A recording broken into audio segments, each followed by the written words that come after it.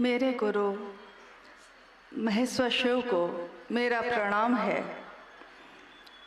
इस कालखंड के शिव के शिष्य और हम सबके परम आदरणीय हमारे वरेण्य गुरु भ्राता साहब श्री हरिंद्रानंद जी के चरणों में मेरा प्रणाम है। शक्ति स्वरूपा माँ नीलम आनंद जी के चरणों में मेरा प्रणाम है। और सहरसा जिले के इस पटेल मैदान में उपस्थित विभिन्न स्थानों से आए हुए आप सभी गुरु भाई गुरु बहन के चरणों में मेरा प्रणाम है।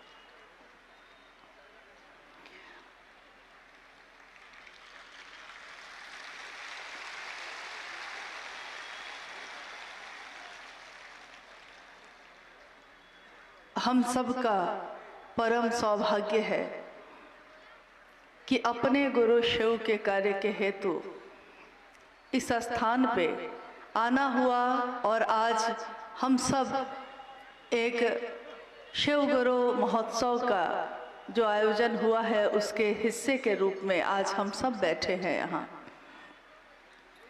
साल 2005 में 4 दिसंबर को इसी सहरसा जिले में विराट शिव गुरु महोत्सव हुआ था। हमारे साहब सशरीर इस धरती पे पधारे और मेरा सौभाग्य है कि उनके संग मुझको भी आने का अवसर मिला था। उसके बाद का ये समय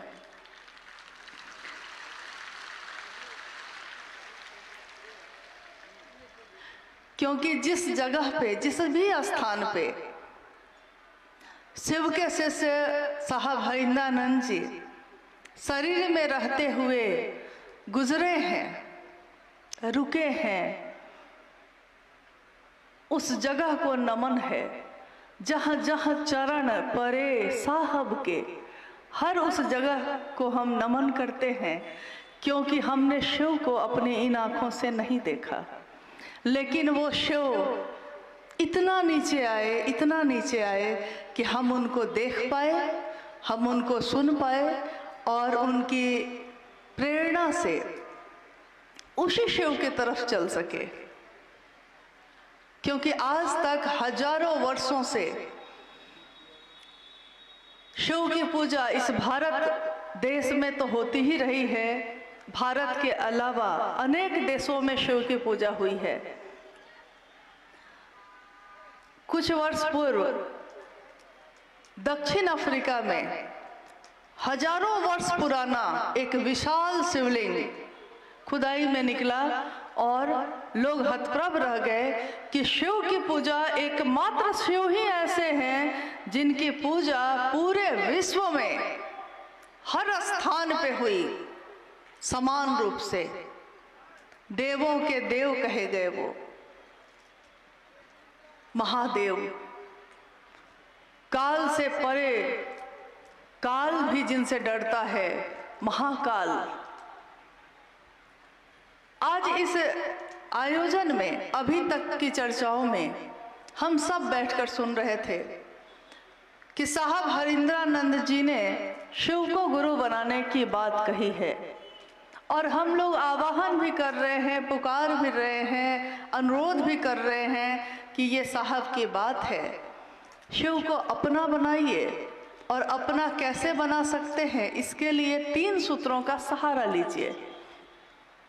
क्योंकि हम सब ने अपने जीवन में जो समझा है वही हम दूसरों में बांटने की कोशिश कर रहे हैं।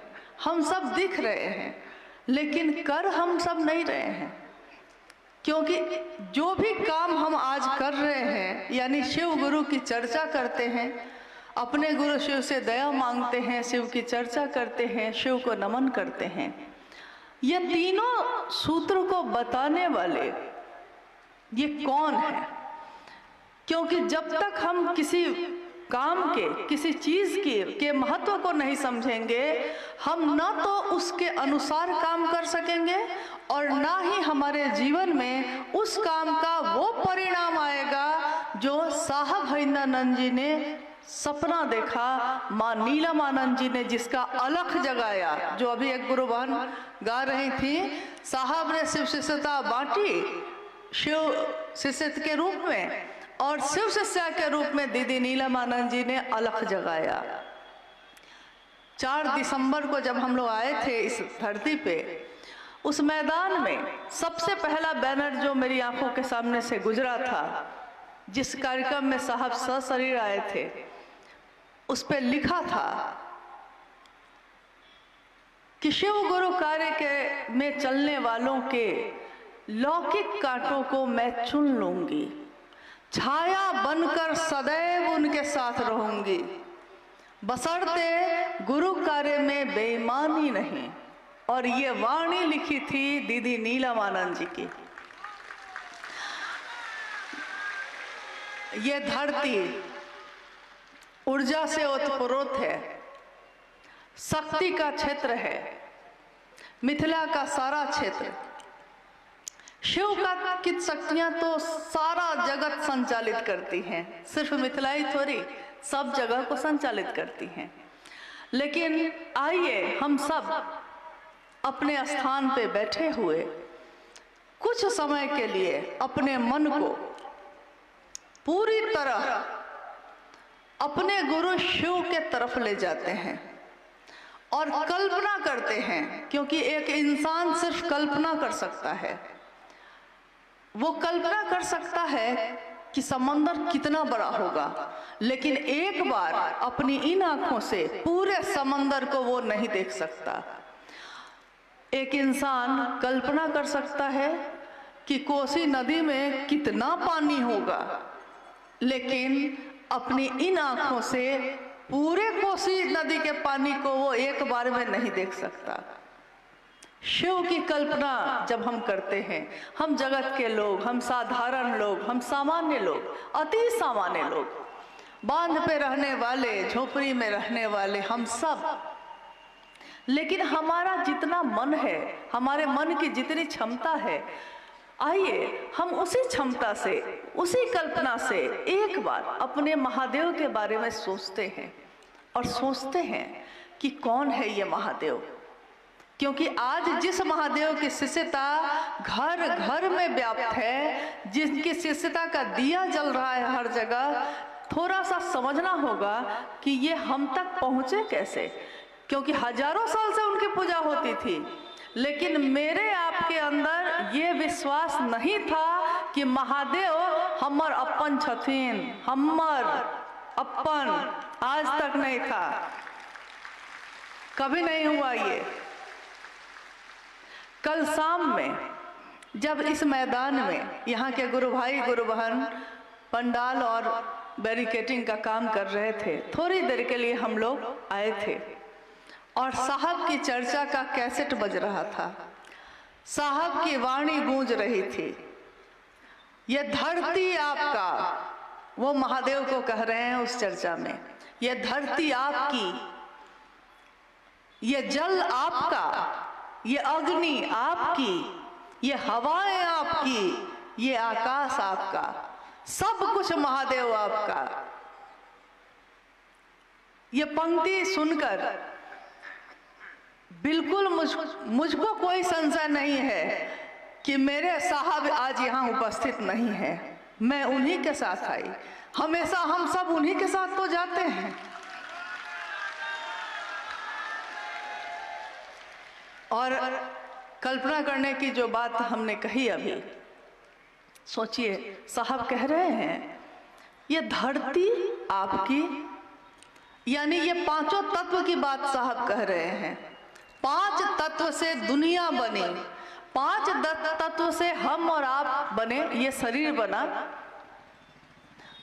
शास्त्र कहते हैं और हमारे विद्वान कहते हैं कि जब ये दुनिया नहीं बनी थी, महाशून्य था, कहीं कुछ नहीं था, सब कुछ शांत, कुछ भी घोर नहीं था, अघोर अवस्था में, यानी कि कहीं कोई तरंग नहीं, कहीं कोई हलचल नहीं, महाशून्य था। उस महाशून्य में शिव की जो शक्तियां सोई थी, सुषुप्तावस्था में थी, उस शिव ने, कहते हैं ना अकेले रहते रहते कभी वो ईश्वर भी तो परेशान हुआ होगा, उस शिव ने इच्छा की, एको हम बहुश्याम, मैं एक हूं बहुत हो जाऊं। और शिव की इच्छा में इतना बल है, इतना बल है कि शिवेच्छा बली यसी, शिव की इच्छा से बड़ा बल कोई नहीं। शिव ने इच्छा की, इच्छा करते ही सृष्टि यानी ये दुनिया सृष्टि बनी, तुरंत सृष्टि की इच्छा की है और सृष्टि बनी है। आकाश बना, वायु बनी, अग्नि, जल और ये मिट्टी। एक बार मैंने साहब से खुद पूछा था कि साहब, हम एक सामान्य इंसान हैं, हम शिव की कल्पना नहीं कर पाते, लेकिन वो शिव, उनमें कितनी ताकत आखिर होगी? आदमी सोच तो सकता ही है कितनी ताकत होगी, कितनी ऊर्जा होगी। कुछ तो उसके बारे में उदाहरण दिया जा सकता है।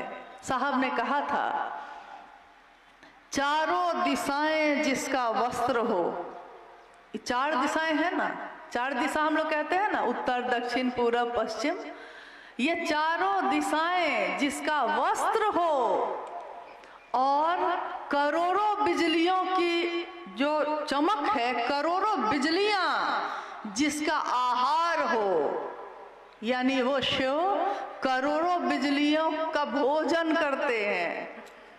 और ये सबसे नीचे का तत्व माना गया है, यानी सबसे स्थूल, नीचे का नहीं, स्थूल, जिस पे हम अपने पांचों ज्ञानेंद्रियों से हम उसको छू सकते हैं, सूंघ सकते हैं, स्वाद ले सकते हैं, आंखों से देख सकते हैं, सुन सकते हैं। हमारी पांचों ज्ञानेंद्रियां काम करती हैं जिस पे, वो है मिट्टी। और साहब कहते हैं कि ये क्षिति का तत्व जो है, ये मिट्टी का जो तत्व है, इस तत्व में कितनी ताकत है? उन्होंने कहा कि करोड़ों बिजलियों की चमक एक साथ, अगर वो करोड़ों बिजलियां गिरे तो जितनी ताकत होगी, मिट्टी के एक परत में, एक कण में वो ताकत है। कल्पना करिए जरा, मिट्टी जिसको हम अपने पैरों से रौंद देते हैं, जिसके सीने को फाड़ के बिया लगाते हैं तो अनाज होता है और हम आप खाते हैं। सोचिए, उस मिट्टी की ताकत इतनी है कि आदमी आज तक सोचा कि बना सकेगा, मिट्टी नहीं बना सका। शिव की बनाई हुई पांचों तत्वों में से कोई तत्व आज तक कोई इंसान बना नहीं सका। जो है उसका उपयोग या उसका दुरुपयोग कर सका, बना नहीं सका। और वो शिव, उससे थोड़ा और सूक्ष्म जाइए तो जल है, उसमें चार ज्ञानेंद्रिय काम करती है। उससे थोड़ा और ऊपर जाइए, अग्नि है, तीन ज्ञानेंद्रिय काम करती है। उससे और ऊपर जाइए, हवा है, दो। उससे ऊपर आकाश है, एक। और उससे ऊपर चले जाइए तो ज्ञानेंद्रिय काम नहीं करती। न देख सकते हैं, न सुन सकते हैं, न छू सकते हैं, न तो स्वाद ले सकते हैं। सोचिए, उस सत्ता से हमारी आपकी क्या औकात होगी कि हम मिल सके, कि हमारे दिलों में उतर सका। वो हुआ कैसे? ये इस काल खंड में, इस दुनिया में ये काम हुआ कैसे?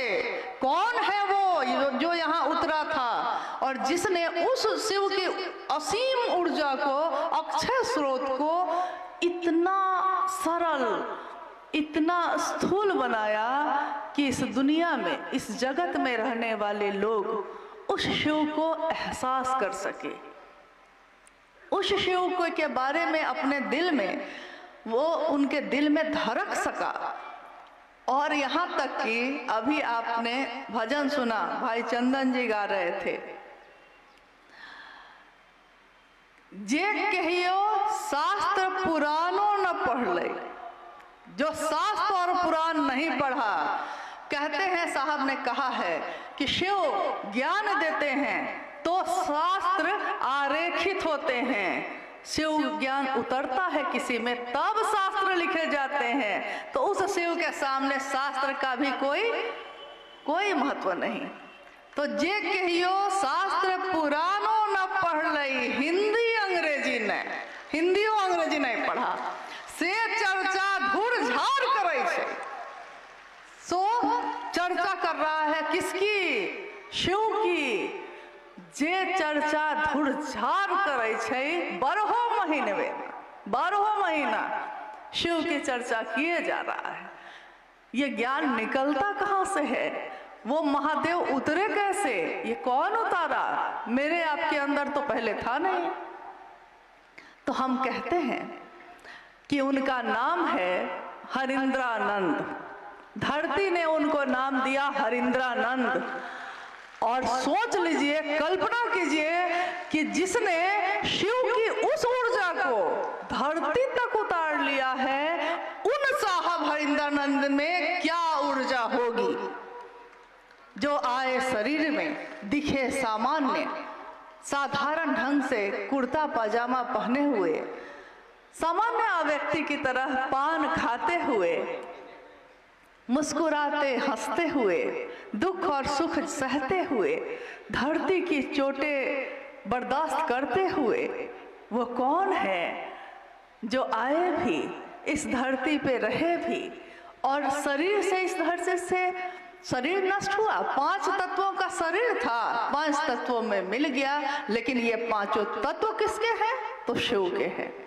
और साहब कहाँ मिले? तो इन 5 तत्व में। धरती पे तो हम बैठे हैं, यानी इसके कण कण में शिव के साथ वो साहब हरिंद्रानंद भी हैं। हवाएं सांस ले रहे हैं हम लोग, नमः शिवाय करते हैं अपनी सांसों से, हर सांस के साथ, क्योंकि ये सांस मेरी भी है, आपकी भी है, लेकिन हमारी सांस में ये ताकत नहीं थी कि वो शिव अपना प्राण मंत्र मेरी या आपकी सांसों में उतार सकता था। नहीं उतार सका। उसके लिए भी तो क्षमता चाहिए, उसके लिए भी तो योग्यता चाहिए। तो उन्होंने अपने हवा के झोंके से 5 तत्वों का ही सहारा लिया है। हवा के झोंके के साथ साहब हरिंद्रानंद जी के श्वास में नमः आया, शिवाय उतर गया। नमः आया, शिवाय उतर गया, एकदम साधारण ढंग से, एकदम सामान्य गति से। साहब हरिंद्रानंद जी के जीवन की कितनी घटनाएं हैं। हम कहते हैं शिव का तत्व कौन ज्ञानी है जो जान सका? कोई नहीं जान सका।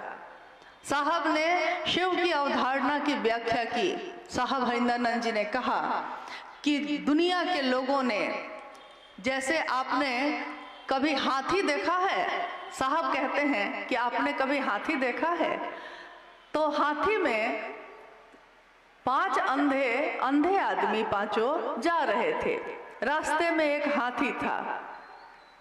एक अंधे आदमी ने उस हाथी के पैर को पकड़ लिया और दूसरे लोगों ने पूछा उससे कि हाथी कैसा है? तो उसने कहा कि खंभा जैसा है, क्योंकि हाथी का पैर तो खंभा जैसा था। किसी ने उसका सूंड पकड़ा तो दूसरे लोगों ने पूछा कि तुमको हाथी कैसा लग रहा है? तो उसने कहा कि मुलायम है, लचीला है, शंकु रूप में है। किसी ने उसके कान को पकड़ा तो कहा कि ये तो पंखा के जैसा है। और अभी भी देखिए कितनी गुरु बहन पंखा झल रही हैं ऐसे ऐसे। महादेव के बारे में भी साहब ने कहा कि ये हम सब जो दुनिया के लोग हैं ना, इस दुनिया का ज्ञान ऐसा ही ज्ञान है कि हम शिव को जितना जानते हैं, कोई कहता है शिव पंखे जैसा है, कोई कहता है खंभा जैसा है, यानी जिसको जो रूप में मिला शिव, उसने शिव को वही नाम दे दिया। दुनिया के लोगों ने, धरती के लोगों ने शिव को नाम दिया महाकाल, महामृत्युंजय, महायोगेश्वर, महाऔढ़रेश्वर, शमशानी निहंगी और उमा के पति का भी। भजन ही सुन रहे थे हम लोग, चर्चा भी सुन रहे थे। हे नीलम तोहरो सजनवाना।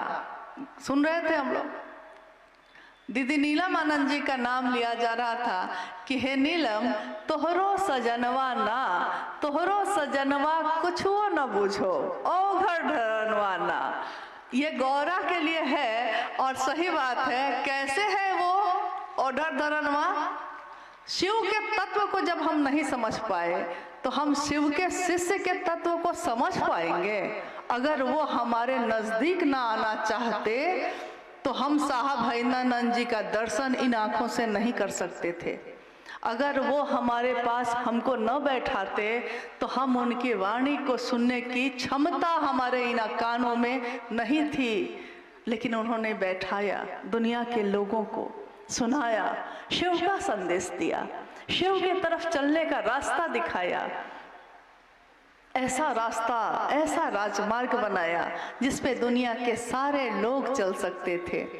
तो उसमें एक घटना है तो बहुत सारी, असंख्य घटनाएं। न तो कागज उतनी बड़ी है, न तो कलम उतना है, न तो स्याही उतनी है कि उनकी सारी घटनाओं को, उनके जीवन को कोई लिख सके। इतना तो किसी के पास कागज कलम स्याही नहीं है। लेकिन यही बगल में एक जिला है मधेपुरा, वहाँ के एक पुराने गुरु भाई हैं हरि बाबू साहब आए थे उनके घर, और मैं उस समय उस संयोगवश उस यात्रा में शामिल नहीं हो पाई। जब साहब लौट कर आए तो साथ गए गुरु भाइयों ने कहा कि साहब को भी समझना बड़ा मुश्किल है। तो हम लोग पूछते थे, अगर नहीं जा पाते थे तो पूछते थे क्या हुआ, कैसे हुआ, साहब ने क्या कहा, लोगों ने क्या कहा। तो गुरु भाइयों ने बताया कि साहब कुर्सी पे बैठे थे, कुछ गुरु भाई लोग इधर खड़े थे, कुछ गुरु भाई बहन इधर खड़े थे।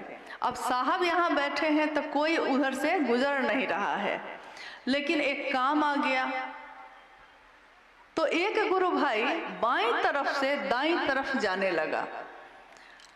तो जब वो गुरु भाई जाने लगे तो उनको लगा होगा ना कि साहब बैठे हैं तो प्रणाम कर लेते हैं। तो वो गुजरते गुजरते साहब को प्रणाम करने लगे।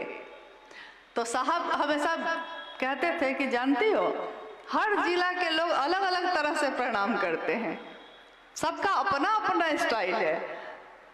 तो सहरसा का क्या है, तो सहरसा का ऐसे है। साहब कहते थे कि सहरसा के लोग ऐसे प्रणाम करते हैं। तो गुरु भाई ने साहब को प्रणाम किया। साहब बैठे शांत थे, जैसे ही देखा कि प्रणाम कर रहा है बिगड़ गए, पूरा बिगड़ गए। गुस्सा होके बोलने लगे कि इतने प्रेम से, इतना बढ़िया से हमको प्रणाम कर रहे हो, इतना से तो महादेव को प्रणाम करते ना, इस भाव से महादेव प्रणाम करते तो महादेव ही मिल जाते।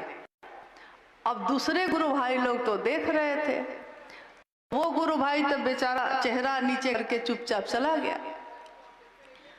कुछ देर के बाद दूसरे गुरु भाई को भी उधर जाने का काम पड़ा। अब पहले का हाल तो उसने देख लिया था कि क्या हुआ था पहले के साथ। तो जब दूसरे गुरु भाई जाने लगे तो उन्होंने साहब को प्रणाम नहीं किया, क्योंकि पहले का हाल देखा था ना, अभी अभी तो डांट पड़ी थी। तो बिना प्रणाम कर किए जाने लगा। साहब फिर बिगड़ गए, साहब फिर बिगड़ गए। उन्होंने कहा कि जो मुझको प्रणाम नहीं कर सकता है वो महादेव को क्या प्रणाम करेगा। देखिए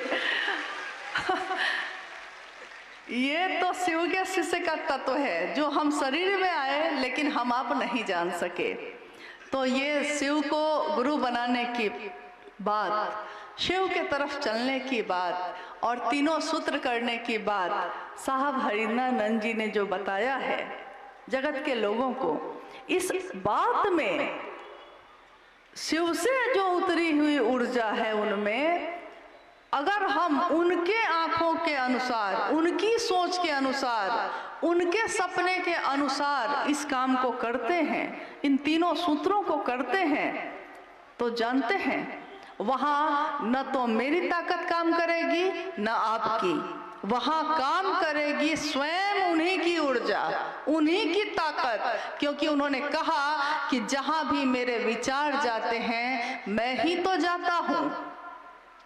लेकिन हमको याद रखना होगा कि ये विचार उनके हैं, क्योंकि जब जगत में हम जाते हैं तो बहुत जगह ऐसा भी होता है कि सामने वाले को लोग पकड़ लेते हैं, ये भैया यही हमको जोड़े हैं, ये दीदी यही हमको जोड़ी हैं, तो मेरे लिए तो सब यही न है।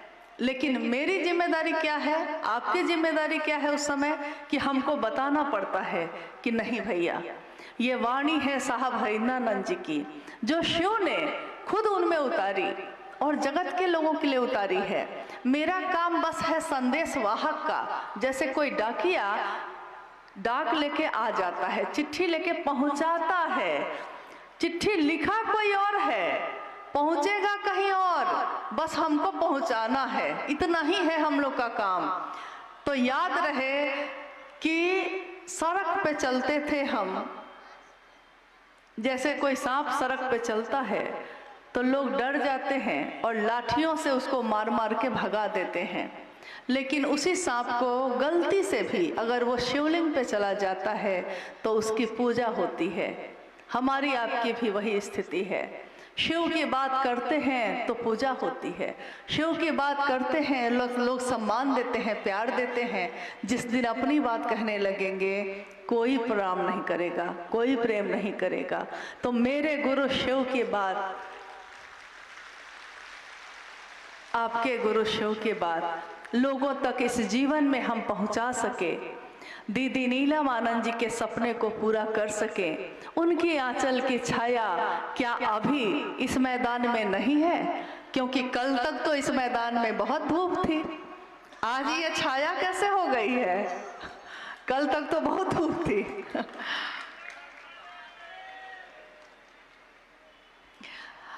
आइए, अगर हम लोग कोई जिज्ञासा है तो उस पर भी थोड़ी देर बात करते हैं। ये कार्यक्रम एक दिन खत्म हो जाएगा, आज ही खत्म हो जाएगा, आप भी चले जाएंगे, हम भी चले जाएंगे, फिर न जाने कब आना होगा भी कि नहीं, कोई नहीं जानता। यह जीवन कागज की पुरिया, बूंद परे घुल जाना है। मौत की एक बूंद कब पड़ेगी, कब हम एक दूसरे से इस शरीर में विदा ले लेंगे, कोई नहीं जानता। लेकिन मेरी अंतिम सांस, मेरे जीवन का अंतिम क्षण मेरे साहब के संकल्प को पूरा करते हुए गुजरे, मेरे गुरु की दया को खुद भी और दूसरों को भी अनुभूत कराते हुए गुजरे। माँ नीलम आनंद जी के जीवन में पूरे समर्पण को चरितार्थ करते हुए गुजरे, इसकी ही कामना है। आइए हम लोग कुछ जिज्ञासाओं पे बात करते हैं। स्थानीय गुरु भाई गुरु बहनों के द्वारा एक जिज्ञासा ही है कि क्या भगवान शिव की शिष्यता, क्या भगवान शिव की शिष्यता अन्य गुरुओं की शिष्यता से भिन्न है या एक ही है? शिव की शिष्यता, हाँ, भगवान शिव की शिष्यता अन्य गुरुओं, जो पहले पूर्व के शरीरी गुरु आए, उन गुरुओं की शिष्यता से भिन्न है या एक ही है? भगवान शिव की शिष्यता और अन्य गुरु जो आए, गुरु या सदगुरु शरीर में जो आए, उनकी शिष्यता दोनों अलग है या एक ही है? जिज्ञासा ये है, यही है ना? जिज्ञासा में ही अंतर स्पष्ट है। भगवान शिव की शिष्यता और गुरु या सदगुरु की शिष्यता, इतना भारी अंतर है, इतना भारी अंतर है कि इसकी तुलना ही नहीं की जा सकती। मतलब इतना बड़ा अंतर है। जिस भगवान शिव की शिष्यता की बात की जा रही है, उनकी इच्छा में ये बल है कि कितनी सृष्टि बनती है और टूटती है, पल प्रति पल ये दुनिया टूट रही है, बन रही है। उनकी इच्छा में इतना बल है शिव चाहें तो अहेतुकी होती है उनकी दया। वो जब चाहें जिसको शिव बना दें, जब जो चाहे जिसको दे दें, कुछ भी दे सकते हैं वो। तुम त्रिभुवन गुरु वेद बखाना। त्रिभुवन मतलब देवलोक, मृत्युलोक, नागलोक, यानी देवलोक हो गया जो आकाश के ऊपर एक जो है, धरती मृत्युलोक, धरती के नीचे जो पाताल लोक है यानी नागलोक। तुम त्रिभुवन गुरु वेद बखाना, तीनों भवनों के, तीनों त्रिभुवन के तुम क्या हो? गुरु हो। और बाकी क्या है? हैं गुरु वो भी हैं, लेकिन क्षमता का अंतर है। आवेश है और गुरु में भी है, वो भी शरीर से रह के भी आपको हमको शिव की तरफ ले जा सकते हैं, लेकिन बहुत बड़ा लंबा रास्ता है, बहुत शक्ति युक्त भक्ति करने का रास्ता है। लेकिन शिव के साथ ऐसा नहीं है। शिव के साथ ऐसा है कि वो है क्या? आवेश रहित आवेश।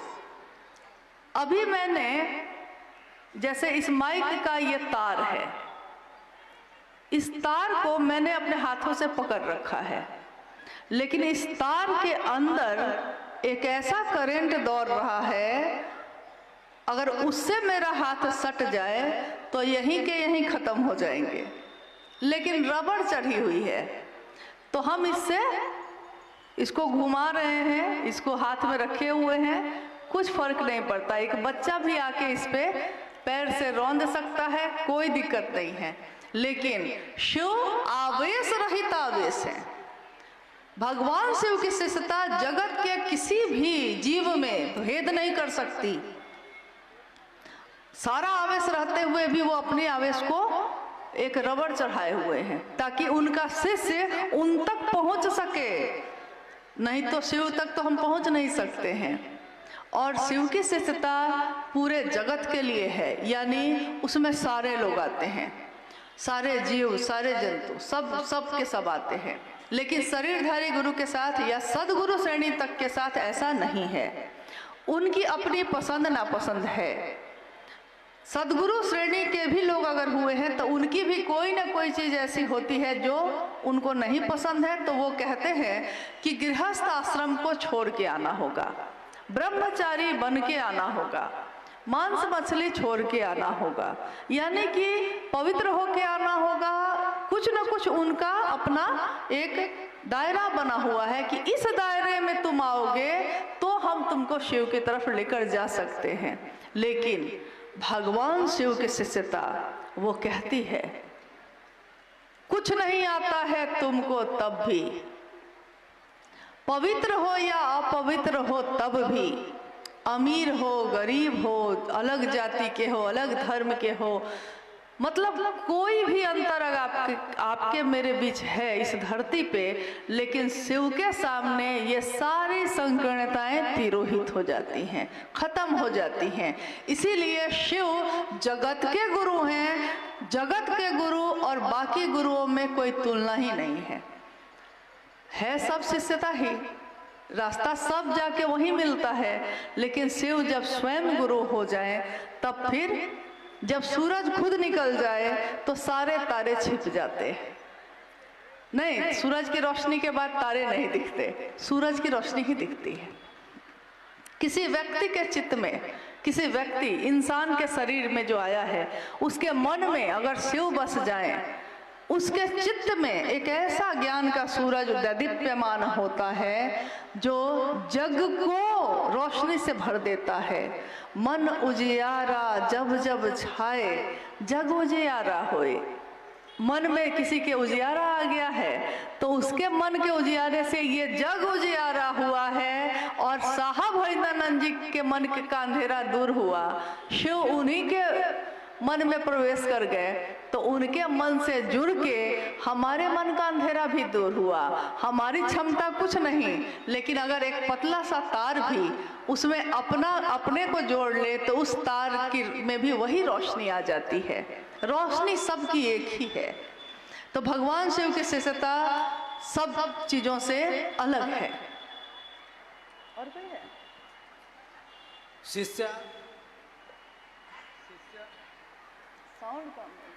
शिष्या अनुभूति कहती है, जो साहब श्री के द्वारा लिखित है, शिव शिष्य होने के लिए केवल अस्थाई शिष्य भाव अनिवार्य है। ये अस्थाई शिष्य भाव कैसे होगा? अच्छा, आप लोग जो है थोड़ी सी देर के लिए हलचल बंद कर दीजिए। घर हमको भी जाना है, आपको भी जाना है। घर अपनी ही जगह रहेगा, कहीं दूसरी जगह नहीं चला जाएगा, आपके इंतजार में वहीं रहेगा। जिज्ञासा ये है कि शिव की शिष्यता में एक ही चीज अनिवार्य है, अस्थाई शिष्य भाव। अस्थाई शिष्य भाव यानी कि जिसमें निरंतर ठहराव हो, ठहर गया हो वो, और उसमें निरंतरता है। ये नहीं कि आज शिव बहुत अच्छे लगते हैं, कुछ दिन के बाद अच्छे नहीं लग रहे हैं, फिर कुछ दिन छोड़ दिए। घर में कोई घटना हो गई है, दुख हो गया है तो छोड़ दिए, बोले कि महादेव महादेव बहुत कर लिए, अब कुछ दिन बाद करेंगे। महादेव महादेव इतना किए, देखिए महादेव दुख दे दिए, कह के छोड़ देते हैं। यानी हम कभी उस विचार को पकड़ते हैं, कभी छोड़ते हैं। लेकिन एक विचार अगर मन में ठहर जाता है, जैसा साहब के साथ हुआ, उनके मन में एक विचार ही तो आया था, ठहर गया, ठहरा ही रह गया, निरंतर ठहरा रह गया। शिव मेरे हैं, दूसरों के भी हो सकते हैं। नतीजा क्या हुआ कि शिव शिष्यता व्यापक होती चली गई, क्योंकि वो ठहरा रह गया। अगर वो बदलते रह जाते तो कभी भी इतने बड़े स्तर पे, इतने विस्तार में शिव की शिष्यता नहीं जा सकती थी। लेकिन शिष्य भाव अस्थाई होना बहुत कठिन है। अस्थाई हो जाएगा तो आप रोटी बनाते रहिएगा, तावा चढ़ाए हुए हैं ना, रोटी चढ़ाए हैं उस पे, पता चलेगा महादेव में मन ऐसा खोया हुआ है कि रोटी के जगह पे हाथी को रख दीजिएगा, हाथ जल जाएगा। तो देखिएगा क्या हुआ। तो देखते हैं कि अरे रोटी के जगह पे हाथी को रख दिए हैं। यानी अपने शरीर की सुध बुध भी खो जाती है जब अस्थाई शिष्य भाव आ जाता है। इसलिए है जरूरी कि थोड़ा सा कमी बनी रहे, ताकि महादेव तुम बने रहो, क्योंकि तुम्हारे साथ मिल जाएंगे। अस्थाई तो हो सकता है, तुम चाहो तो क्या नहीं हो सकता। कीम न सिद्धते भूतले, हे महादेव क्या ऐसा है इस भूतल पे जो तुम चाहोगे तो नहीं सिद्ध होगा। सब कुछ हो सकता है, अस्थाई शिष्य भाव भी हो सकता है, शिव हो सकते हैं, शिव हो जाते हैं हम लोग। लेकिन शिव भोग और मोक्ष दोनों देते हैं।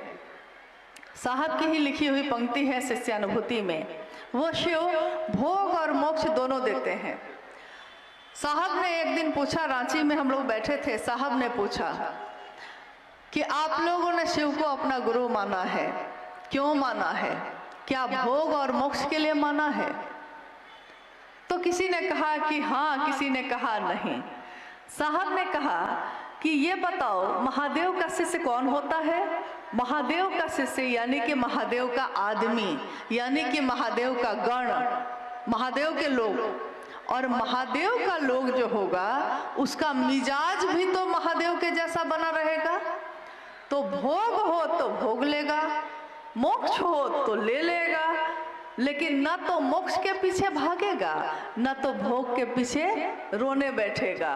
दोनों रूप में उसका मिजाज बना रहेगा, क्योंकि महादेव ने जो भी दिया है सब स्वीकार है। अच्छा से अच्छा, बुरा से बुरा, सुख भी दुख भी महादेव आनंद देते हैं। हमारे जीवन में सुख है, दुख है। ये कोसी का क्षेत्र, जब आगे चल के पूरा कोसी का क्षेत्र हम देखते हैं, हर मौसम में अलग अलग माहौल मिलता है। कभी बाढ़ आ जाती है, कभी पानी घर में चला जाता है, नावों से चलते हैं हम लोग। लेकिन यहाँ भी हमारे जीवन में ऐसे ऐसे चमत्कार होते हैं जैसे अभी हम लोग जब 2 तारीख को हम लोग खगड़िया से बेगूसराय आ रहे थे, रास्ते में कुछ गुरु भाई गुरु बहनों से भेंट हुई। एक गुरु भाई ने कहा, उसमें अपनी अनुभूति बताने लगे वो, और खोजने लगे कि अरे वो गुरु बहन यहीं पे थी अभी। तो मैंने उनसे पूछा कि बात क्या है, सो ना बताइए। उन्होंने कहा कि महादेव कैसा कैसा दया करते हैं। देखिए ना, पिछली बार क्या हुआ कि वो गुरु बहन चर्चा में गई हुई थी और खेत में आग लग गई। चारों तरफ से बीघा का बीघा खेत जिसमें गेहूं लगा हुआ था, और गेहूं जब अगर में आग लग जाए तो और छिटक छिटक के गिरता है, दूसरे जगह भी आग लगा देता है। सारे खेत जल गए और इसका 5 कट्ठा में जो गेहूं था वो बचा रह गया। चारों तरफ के खेत जल गए, बीच में 5 कट्ठा का खेत इसका था, उसमें गेहूं बचा हुआ है। तो बाद में इसके लिए भीड़ आने लगी देखने के लिए। मैंने उनसे पूछा क्या देखने के लिए। उन्होंने कहा, देखिए बहुत मार्के की बात है ये। मैंने उनसे पूछा क्या देखने के लिए, तो उस गुरु भाई ने उत्तर दिया कि जो बच गया था खेत, उस खेत को देखने के लिए। रास्ते में मैंने कहा कि देखिए कितनी समझ आ गई है हम लोग को। जो जल ही गया, जो नष्ट ही हो चुका है, उसको क्या देखना, जो बचा है उसको देखिए ना।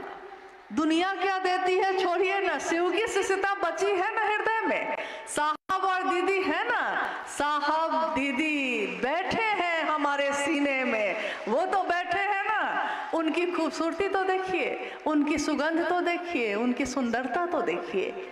और आइए हम सब भी इस जगत में जहाँ तक हमारी क्षमता है, जहाँ तक हमारा शरीर साथ देता है, हम इस संवाद को जन जन तक पहुँचाए। हरिंदर कहते हैं, हरिंदर साहब हरिंद्रानंद जी कहते हैं, शिव हैं गुरु, इनको जन जन प्रतिष्ठित करो।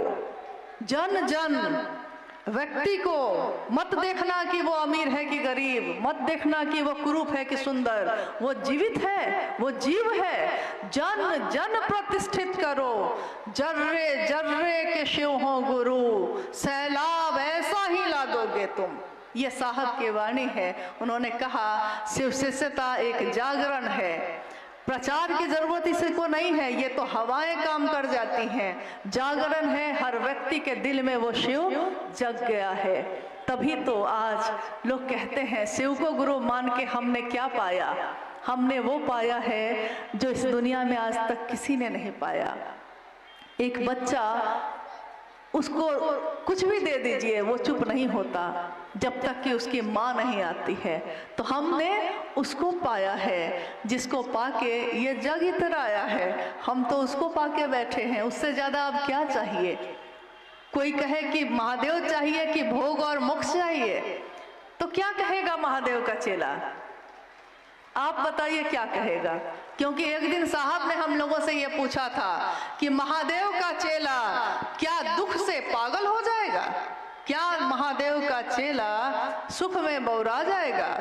भोग और मोक्ष दोनों रखे हैं और शिव खड़े हैं आपके वहां, आप किसको चुनिएगा। हम सब ने एक स्वर में कहा था महादेव को भोग भोग लेंगे, मोक्ष की चाहत नहीं है। साहब ने खुद अपने बारे में लिखा है, न मैं जगतार्थी हूँ, न मैं मोक्षार्थी हूँ, न जगत की चीजों का मुझको कोई लोभ है, न तो उसके प्रति आकर्षण है, न तो मोक्ष का कोई आकर्षण है। मेरे शिव मुझको अच्छे लगते हैं, बस अच्छे लगते हैं, इतने अच्छे लगते हैं, इतने अच्छे लगते हैं कि छाप तिलक सब छीनी रे तो से नैना मिला के। सारे छाप तिलक जब से तुमसे नैना मिल गई है, नैन मिल गए हैं। अब मुझको लगता है कि समय ज्यादा हो रहा है और जिज्ञासा की जरूरत है। जिज्ञासा है तो है। आप लोग जाना चाहते हैं या एक जिज्ञासा पे और बात हम लोग कर सकते हैं? मतलब समय है, बैठ सकते हैं, ठीक है। और तो एक जिज्ञासा पे और बात। हाँ, ये जिज्ञासा रविंद्र गुरु भाई फारबिसगंज अररिया कह रहे हैं कि बरखा दीदी से ही मुझको उत्तर चाहिए। हम अपने गुरु शिव के दया के पात्र कैसे बनेंगे? हम अपने गुरु शिव की दया के पात्र कैसे बनेंगे? हम अपने गुरु शिव की दया के पात्र कैसे बने?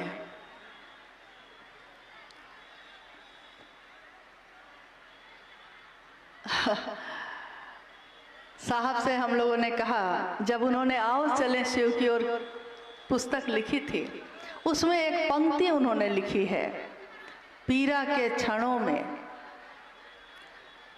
गुरु की दया त्वरित हो जाती है। और मेरे गुरु की दया सर्वदा दुनिया चोट देती रही है और सर्वदा गुरु की दया मरहम का काम करती रही है। उसी की आगे की पंक्ति है, शायद सबके साथ ऐसा होता है। कौन? जिनके प्रिय शिव हैं या जो शिव के प्रिय हैं। साहब ने जब ये पंक्ति लिखी थी तो हम लोगों ने पूछा था उनसे कि ये पंक्ति सुनने में एक जैसी लग रही है कि जिनके प्रिय शिव हैं या जो शिव के प्रिय हैं। सुनने में तो एक जैसा ही लग रहा है, अंतर नहीं लग रहा है, लेकिन आपने ये पंक्ति लिखी है, इसका मतलब है कि इसमें जरूर अंतर होगा। पहला सूत्र में भी देखिए अंतर है, वैसा ही उन्होंने लिखा। तो मैंने पूछा था तो उन्होंने कहा जिनके प्रिय शिव हैं, क्योंकि अभी शिव की दया कैसे मुझको मिले इसी पे बात हो रही है। जिनके प्रिय शिव हैं, आज देखिएगा कुछ गुरु भाई गुरु बहन शिव को गुरु माने हैं, खूब चल रहे हैं महादेव के काम में, खूब चल रहे हैं, इतना चल रहे हैं कि हम लोग शर्मिंदा हो जाते हैं कि अरे इतना बढ़िया चल रहे हैं, हम उतना नहीं जा पा रहे हैं।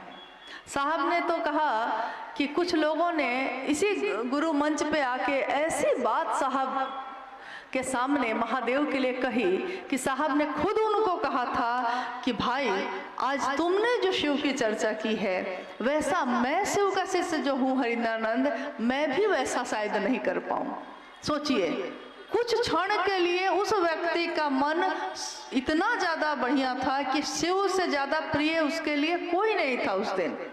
लेकिन जीवन है, घटना घटती है, कुछ ना कुछ होता है।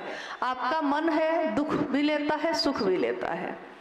तो किसी घटना से मन दुखी हो गया होगा, हो गया ही होगी कोई बात। मन का कोई ठिकाना नहीं है भाई, किसी बात से दुखी हो सकता है।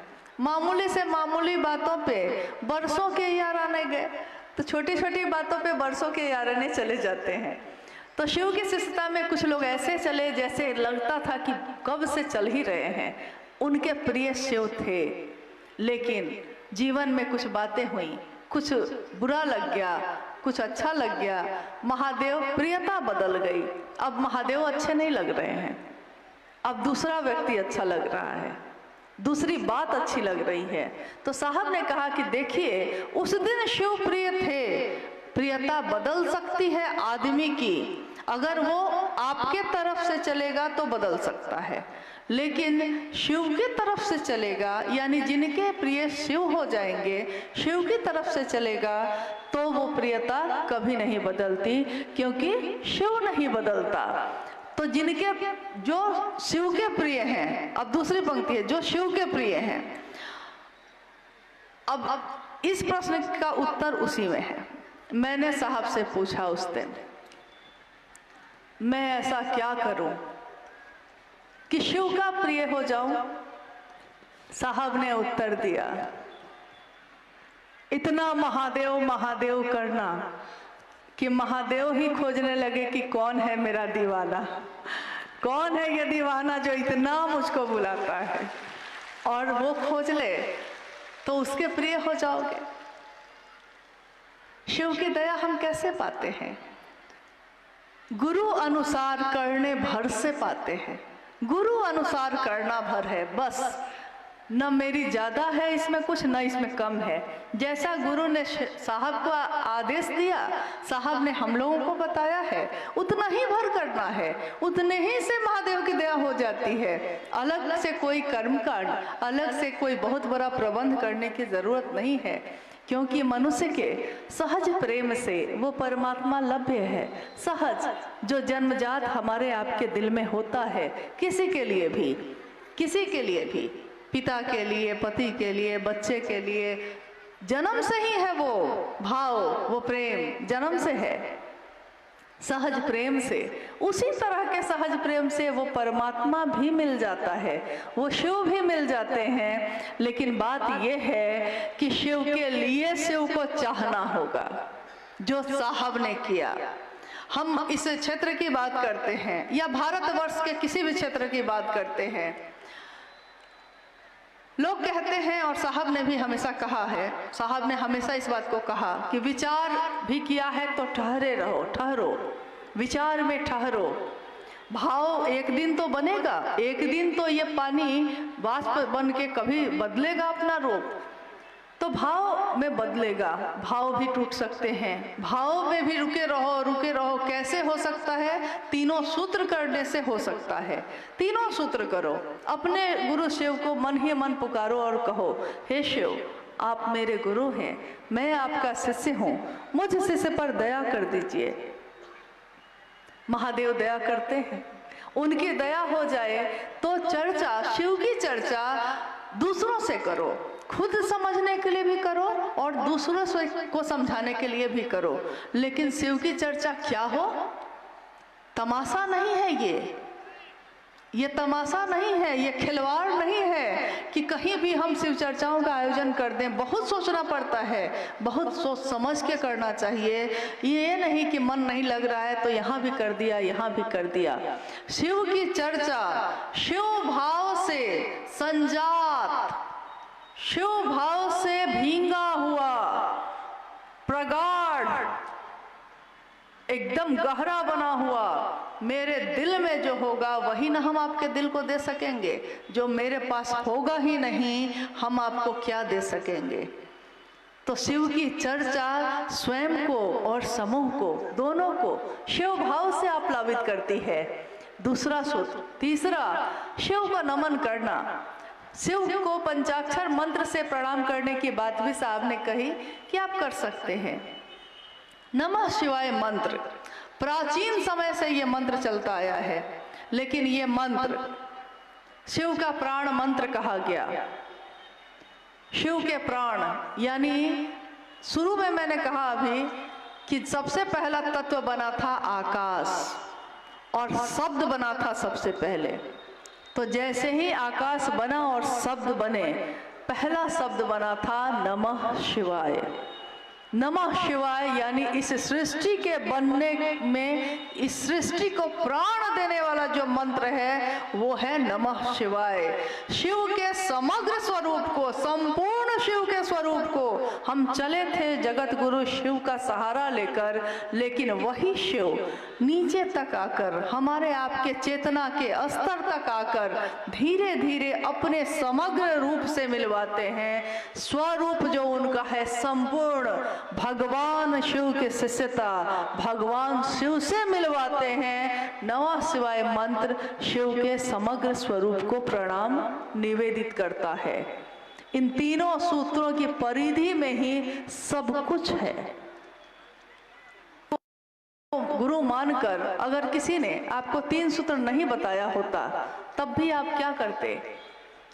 ये साहब ने एक बार कहा था। साहब ने कहा था कि मैंने जब शिव को गुरु बनाया था, भगवान समझ के बनाया था और मेरे पास 3 सूत्र नहीं थे। आपको मैंने दिया है लेकिन मेरे पास नहीं थे। मैं शिव का शिष्य बना या नहीं बना? बना। कैसे?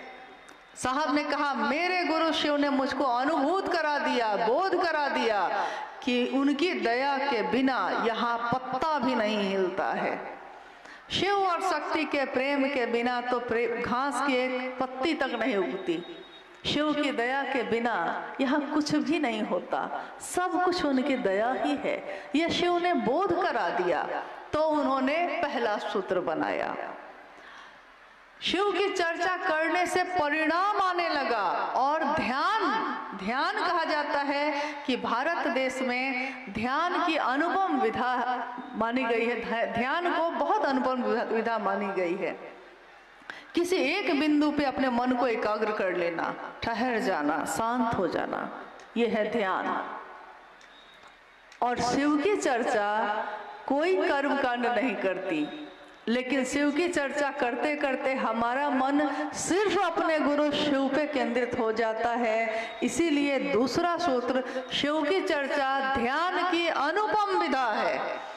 आज तक हम लोगों ने कुछ न क्रिया न साधना, कुछ क्रिया न साधना, कुछ नहीं आता, न साधना न क्रिया न मंत्रों का जप, कुछ नहीं होता, बस महादेव महादेव रटते हैं। और देखिए शिव की चर्चा ध्यान की अनुपम विधा बन जाती है। तीसरे सूत्र में उन्होंने कहा कि शिष्य अपने गुरु को प्रणाम नहीं करेगा तो करेगा क्या, प्रणाम तो करेगा ना। तो उन्होंने इन तीनों सूत्रों को पिरोया और हम सबको दान कर दिया। ऐसा दान किया, ऐसा दिया कि अपना सर्वस्व ही दे दिया। लेकिन उन्होंने एक बात जरूर कही कि एक निष्ठता और समर्पण अपने गुरु के कार्य के लिए जरूर रखना। एक निष्ठता यानी गुरु कार्य में बेईमानी नहीं होनी चाहिए। न तो मेरे द्वारा न तो कोई दूसरा करता है तो उसको भी समझाने की कोशिश करिए कि वो ऐसा ना करे, क्योंकि ये शिव की शिष्यता है। महादेव की आंखें तुरंत लाल होती हैं, जितने वो करुणावतारम हैं उतने ही उनकी आंख लाल भी होती है। उनको ये पसंद नहीं कि शिखर के शासन पर बैठकर कोई दूसरों पे शासन चलाए, ये शिव को पसंद नहीं। तो हम शिव के शिष्यों को भी ये काम करने की कोशिश कभी नहीं करनी चाहिए। कोई गुरु भाई गुरु बहन, मेरा गुरु भाई गुरु बहन है, मेरा शासन उस पर नहीं चल सकता, गुरु का शासन चलता है, मेरा नहीं, आपका नहीं। चलिए, भगवान शिव की शिष्यता के बारे में हम लोगों ने आज बात की। साहब हरिंदरानंद जी की वाणी को याद किया। हमारे साहब के साथ हम सब इस स्थान पे आए। अपने साहब से ये याचना है कि मेरे मन में फैले अंधेरे को ए साहब दूर करिएगा, सत्य की राह दिखाइएगा, क्योंकि हम लोग भ्रमित हैं, समझ नहीं पाते।